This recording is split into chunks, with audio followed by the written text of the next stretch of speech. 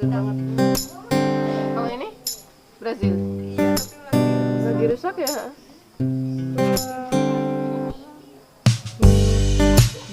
Hai guys, sebelum kamu mulai nonton jangan lupa klik tombol lonceng dan subscribe dulu ya guys. Hai, welcome to our vlog ngobrol tentang cita-cita. Yeay. Gila ini gue tunggu-tunggu banget. Akhirnya gue bisa ngonten bareng sama Bu Kaji. Dulu manggilnya Ute, sekarang gue bilangnya Bu Kaji. Alhamdulillah ya Bun ya. Nah, kalau kalian tadi belum tahu ini Bu Kaji siapa, gue tuh abis ngonten bareng, ngajak bareng suaminya Bu Kaji, namanya Pak Kaji Ya. atau Aris yang dikenal dengan usahanya Satwa Sakti ya Bu Kaji. Ya, betul. Jadi kalau yang belum nonton bisa nonton ke video sebelumnya dulu, baru nonton ini atau Ya. nonton ini, abis itu balik lagi ke video sebelumnya. Betul. Ya gitu. Nah, Teh. Gue tuh seneng banget karena Ute akhirnya dapat pasangan yang sama-sama suka sama-sama punya passion gitu. Maksudnya passionnya kalau Ute tanaman, Pak Betul. Kaji itu satwa gitu. Nah, gue sebelumnya nih disclaimer dulu, kita udah temenan lama, aku sama Ute, gue sama Ute lah gue aja ya gitu. Sama Ute udah temenan lama banget, kita satu kuliah. Nah, tapi Ute tuh memang dari dulu suka sama tanaman. Pokoknya mau dia hinggap dimanapun, di kos kah atau di rumahnya manapun, dia tuh pasti punya tanaman yang dia tanam sendiri. Sampai dulu suka ngambil tanah yang subur, tahu aja nih tanah yang subur yang mana. Dia tanam tuh cabe atau apa tuh namanya? Tomat itu tanaman Ute. Nah, Ute tuh emang dari dulu suka sama tanaman tuh emang dari dulu gitu deh. Suka tanaman dari dulu, soalnya kan dibesarkan sama keluarga yang emang suka juga sama jenis tanaman ya, karena mungkin tinggal di desa jadi udah terbiasa kayak cabai itu udah nggak beli lagi lah ibaratnya, kayak nanam kayak cuma sebar benihnya doang gitu, udah langsung numbuh gitu, jadi kayak udah terbiasa, jadi mau hidup dimanapun gitu kayak aneh aja gitu kalau mau beli cabai gitu, terus kayaknya kita bisa menumbuhkan sendiri loh kayak gitu. Akhirnya ya awalnya tuh suka karena mungkin kebutuhan kali ya gitu. Jadi dari Oke, dulu. berarti suka awalnya karena kebutuhan, biasa sering nanam di rumah gitu ya, tanam cabe, apa tuh tadi bisa cabe, tomat gitu ya. tanaman pangan. Oke, tanaman pangan. Tapi kenapa sih kok sukanya tanaman teh? Nggak suka yang lain lah. Kenapa nggak suka yang lain? Jadi ya itu tadi awalnya dari kebutuhan ya, karena emang udah udah karena mungkin terbentuk ya dari kebiasaan, terus di lingkungan kita itu yang terdekat itu apa gitu, kayak di kampung Ute kan kayak di rumah itu kayak ada kelapa, ada itu tuh udah semua tersedia gitu, paling yang beli itu bumbu-bumbu biasa. Makanya kalau ketika pindah ke kota gitu, pas ngekos gitu, kok kayak ada yang hilang gitu, ternyata itu salah satunya adalah tanaman. Akhirnya ya udah menghidupkan kembali apa yang jadi kebiasaan pas waktu di kampung gitu, jadi dibawa ke kota, jadi akhirnya dimanapun Ute tinggal gitu, akhirnya tetap nanam gitu untuk menghidupkan suasana itu lagi gitu. Wow. Jadi sukanya tanaman, dan mungkin spesifiknya itu tanamannya memang tanaman yang bisa kita konsumsi, karena itu salah satu hal yang diajarkan oleh kakek sebetulnya. Jadi kakek itu selalu mewanti-wanti gitu, kalau nanam itu yang bisa kalian manfaatkan gitu, tanda petik ya, meskipun semua tanaman sebetulnya bermanfaat gitu kan, cuman di sini kakek tegasin itu tanda petik itu yang bisa kamu petik katanya gitu, jadi bisa kalian makan gitu kayak gitu. Jadi kalau untuk yang tanaman hias itu kan mama yang suka. Nah, berhubung Uta lebih banyak dibesarkan oleh kakek, akhirnya yang nempel tanaman pangan itu gitu. Tanaman pangan berarti. Betul. Iya sih, jadinya nggak usah beli cabai Nah, lagi, itu. nggak usah beli tomat Tomat. lagi, nggak usah Iya. beli. Gue tuh sampai pengen banget ya kalau nanti gue cita-cita gue adalah gue tetanggaan sama Bu Kaji supaya gue tuh pengen nanam, tapi nggak bisa nanam, tapi pengen punya tanaman gitu kan. Jadi kalau bisa gue tetanggaan sama Bu Kaji aja, Jadi gue yang bikin olahannya, terus Bukaji yang nanamnya. Cocok. Kan kalau gue gak suka masak, Iya. gak bisa, malu sih itu orangnya. Nah, tapi ngomong-ngomong kan setelah kalian menikah gitu, nah kan tadinya Pak Kaji tuh satwa sakti, Bu Kaji kan emang dari dulu nanam gitu kan. Sekarang terwujud jadi kebun sakti. Nah, tujuan kalian akan berbisnis dengan passion ini gitu, saya satwa sakti, kebun sakti itu tujuannya kemana sih gitu sebenarnya? Jadi ini jawabnya khusus yang kebun sakti ya. Untuk yang kebun sakti itu sebenarnya arahnya itu pengen ngajak ke masyarakat kalau kita itu bisa menumbuhkan apa yang biasa kita makan gitu. Jadi sebetulnya memang salah satu concern UT selain ke makanan itu ke lingkungan juga ya teman-teman. Jadi visinya, ada visi di belakang pembuatan kebun sakti ini, salah satunya yaitu jadi untuk untuk memangkas jejak karbon gitu. Jadi kalau misalkan kita beli terus kan kebayangkan kayak jejak karbon yang ditimbulkan saat distribusi, saat produksi gitu. Jadi kalau misalkan setiap keluarga gitu bisa menumbuhkan apa yang biasa kita makan ya, meskipun sesimpel cabai rawit gitu. Kalau kita beli di supermarket kan ada styrofoamnya, ada plastik, terus dia diangkut dari kota satu ke kota lainnya seperti itu gitu. Nah, kan sekarang memang banyak orang yang udah mulai teredukasi sama yang namanya free plastik, kan pemerintah udah ngelakuin ya gitu.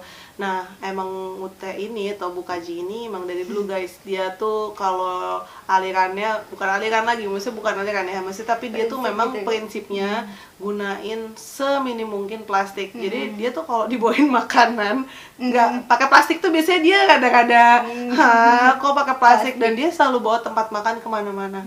Nah itu itu sih sebenarnya gue apresiasi banget. Gue tuh pengen juga gitu bisa punya keinginan sekuat itu. Nah itu tuh lo tuh mikirnya lebih ke kayak gaya hidup, atau lo tuh pengen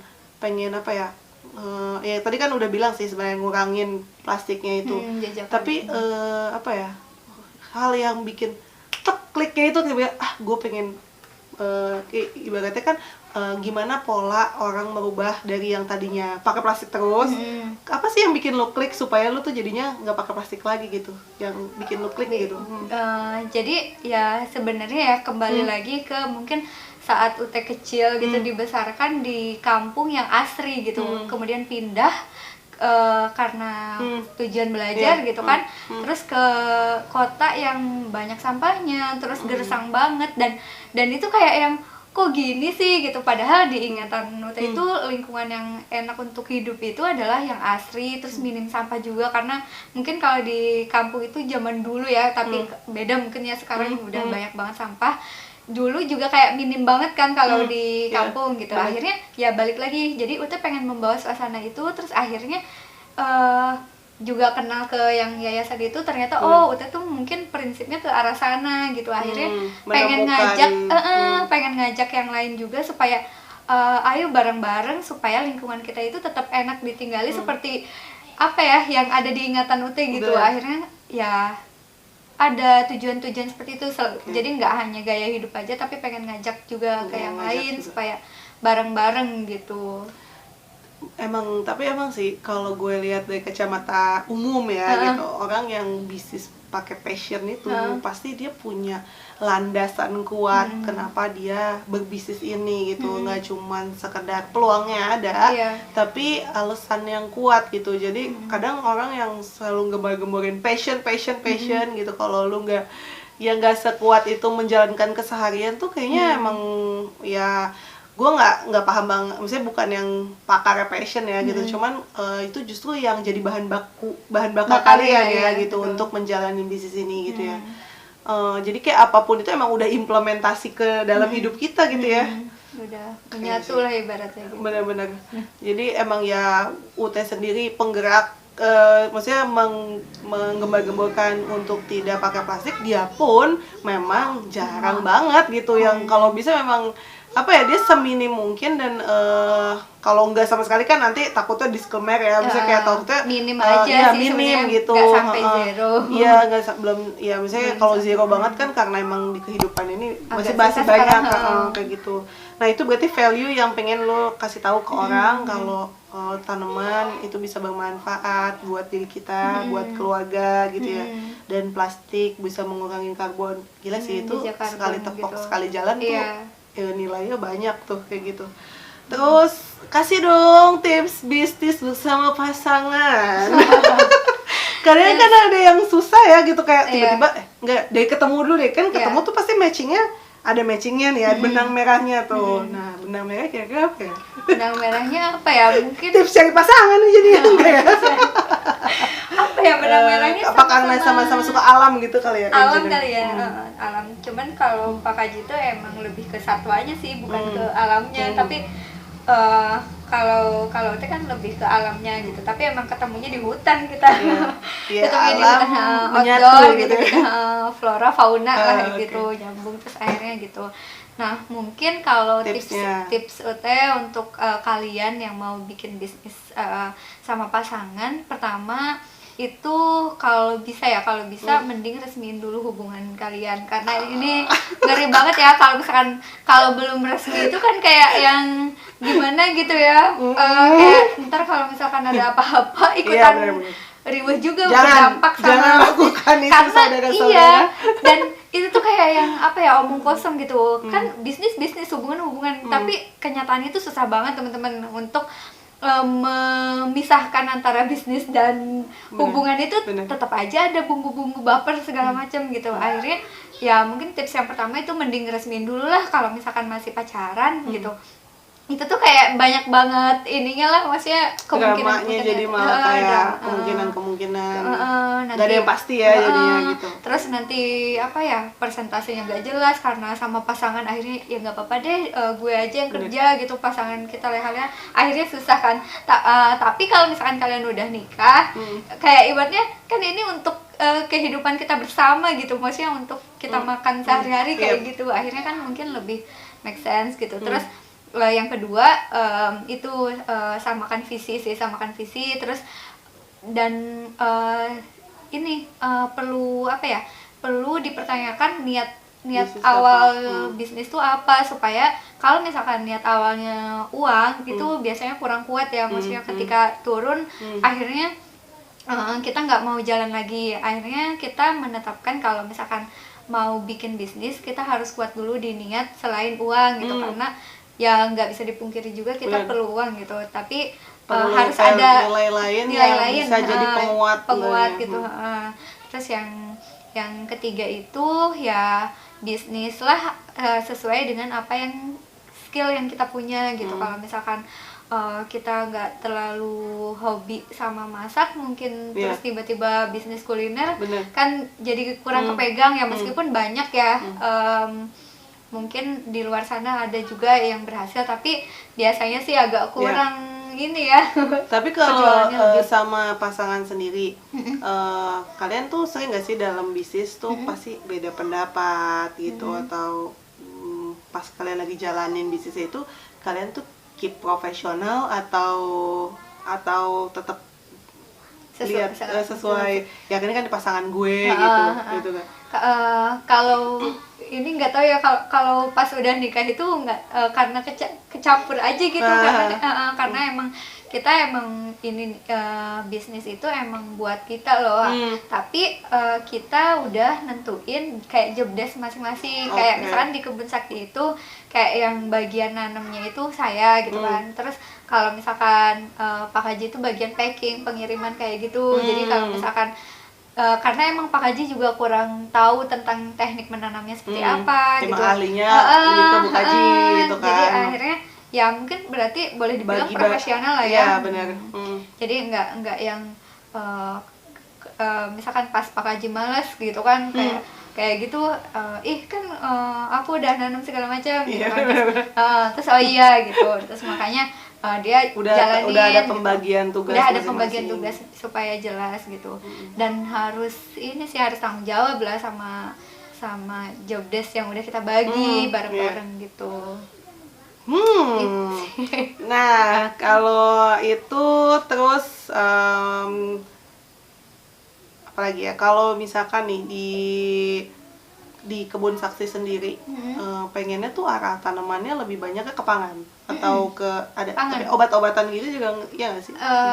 Pokoknya lebih ke pangan sih, karena prinsip dari keluarga sakti ini pengennya gini, pengennya sebelum apa ya, menjadikan makanan itu sebagai obat, bukan obat sebagai makananmu gitu. Jadi jangan sampai setiap hari itu kita minum obat gitu karena keburu sakit. Jadi sebisa mungkin kita menjadikan makanan itu biar Jadi, tubuh kita sehat biar tubuh gitu. sehat. Jadi Bukan makanan merusak tubuh kita gitu ya. jangan makanan merusak tubuh kita. Terus kita juga belajar gimana caranya untuk menyederhanakan makanan. Menyederhanakan makanan di sini yaitu tadi salah satunya buat mengurangi jejak karbon. Terus menyederhanakan makanan kan misalkan salad sama bakwan itu jejak karbonnya pas bisa dibilang kalau saladnya sederhana ya. Iya. Kayak semuanya diambil dari kebun misalkan. Kita anggap seperti itu. Jejak karbonnya bakwan akan lebih tinggi dibanding yang salad karena salad tidak memerlukan energi untuk memasaknya Jadi gitu. kayak tinggal dicop gitu doang, Ya, terus tinggal betul. dicincang, tinggal Iya. dikasih dressingnya Nah, itu, gitu kan. Dari segi kesehatan juga dia oke gitu. Bener. Terus kalau misalkan bakwan, misalkan dari segi kesehatan juga lebih apa ya, lebih apa sih namanya? Iya, ada apa ya? Udah berkurang lah vitaminnya, kandungan di dalam situ, kalorinya udah kalorinya benar. tinggi. Terus ternyata ada Ada tambahan minyaknya, tepungnya ada gitu tepung. Yang dimana kalau kita mau usut lagi ke belakang, minyak itu juga dari produksinya, terus misalkan kebun sawitnya, Iya, terus benar. kebutuhan air, Banyak yang udah distribusi, rantai ya. dari karbon-karbon itu udah Betul. ya pengorbanannya tuh jadi lebih banyak. banyak ya. banget gitu, tepung segala macam gitu. Emang nih kalau ngelihat orang yang bisnis pakai passion tuh, pasti kuatnya kayak gini nih. Nggak, pokoknya dia emang ya, tapi gue tuh menghargai banget orang yang punya apa ya passion yang kuat karena menurut gue landasan dari bisnis kalian tuh jadi lebih kuat kan, bukan it's not all about money gitu. Jadi Iya. kayak ya mungkin ya siapa yang nggak mau gitu kan kalau bisnisnya selalu dapat keuntungan yang banyak, tapi ketika kan namanya bisnis up and down gitu, ketika ada lagi turunnya, tapi kan kita balik lagi emang kita pengen ngapain sih gitu. Gue pengen kayak Ute tadi bilang pengen apa ya, memotong rantai karbon ataupun buat lingkungan pastinya, sama buat supaya orang tuh mengedukasi orang lain untuk bisa tetap nanam gitu. Grow ya. your own food. Grow your own food. Terus habis itu oh ya, teman-teman buat kalau yang mau tanya-tanya seputar cara-cara nanam, kalian tuh bisa intip-intip kebun sakti. Mereka tuh ada kayak bayam Brazil, lucu-lucu deh tanamannya, kayak apa? Yang kita makan sebenarnya. Cincau, sistem yang simple tapi itu tuh manfaatnya banyak gitu. Kayak ada tips cara buat cincau. Cincau tuh kayak sesimpel itu ya kan, cuma diremes-remes terus apa dikasih air terus dia jadi curd gitu. Ibaratnya dibanding boba, dia jejak karbonnya lebih ini juga kan lebih. Nah, iya kayak substitusinya dari boba, Iya. minum hal yang lebih ini lagi. Lebih menyehatkan gitu. Oke, kalau tadi Satwa Sakti pengen punya apa kebun binatang. Kalau kebun sakti Ya masih pengen. bergandengan juga sama Satwa Sakti. Kebun binatang itu nggak mungkin dong kalau misalkan tanpa tanaman gitu. Jadi bener. kita tetap juga pengen mini zoo sama kebun juga gitu. Jadi mini zoo itu ada di tengah-tengah kebun gitu. Terus kita tuh inginnya tuh gini.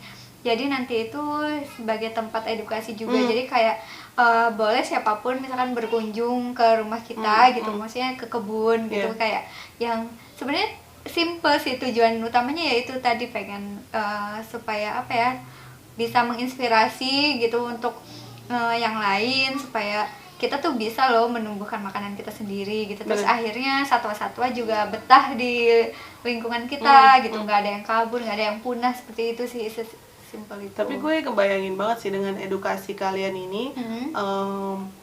Harapannya pengen banget kayak di Indonesia tuh emang sebenarnya simple ya guys, cuman emang gue nggak bisa nanam nih. Kalau misalkan mungkin kalian yang orangnya agak lebih sabar dalam hal tanam menanam gitu, simple nggak sih kayak tanam cabe gitu. Jadi kayak mau cabe naik, kayak mau turun kayak Nggak pokoknya ya terpengaruh. memang udah cabe itu nggak beli lagi gitu Iya, kan. Kayak betul. gue ngeliat Bukaji sendiri kayak emang dia tuh selalu punya tuh stok tomat, stok cabe gitu kan, Tapi kayak kadang, simple tapi matters gitu, maksudnya small things matters gitu. Tapi sih. katanya memang gini apa, nanam itu seperti mencetak uang sendiri gitu. Jadi Iya bener-bener. ketika uang udah nggak ada yang mau lagi gitu kan, terus gimana gitu. Kalau nanam kan kayak mungkin paling stabil ya, bisnis yang paling stabil ya tinggal bertani gitu.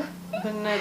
Kayak gitu. Wow, gila gue hari ini banyak banget pelajaran. Gue sendiri apa ya, gue tuh gue bukan gak suka hewan, tapi karena mungkin gak diajarin dari kecil untuk apa ya, suka hewan gitu, untuk menyayangi hewan. Jadi gue kayak kalau gue bilang sense of kehewanan gue rada-rada minim gitu. Tapi kalau nanam tuh gue pengen banget nanam. Kan nggak apa-apa dong, kita open mind aja ya. Ada orang yang suka nggak suka ya udah gitu kan.